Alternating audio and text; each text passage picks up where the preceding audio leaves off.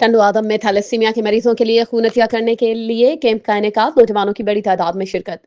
ٹنڈو آدم میں تھیلیسیمیا کے مریضوں کے لیے خون عطیہ کرنے کی 3 کیمپوں کا انعقاد کیا گیا، جو تھیلیسیمیا پیشنٹ ویلفیئر سوسائٹی نواب شاہ کی سرپرستی میں منعقد ہوئی۔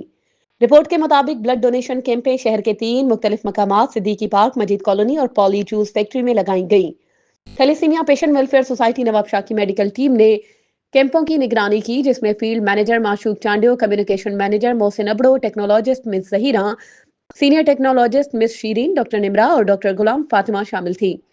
فیلڈ مینیجر معشوق چانڈیو کے مطابق 3 کیمپوں میں 200 سے زائد نوجوانوں نے تھیلیسیمیا کے مریضوں کے لیے رضاکارانہ طور پر خون عطیہ کیا۔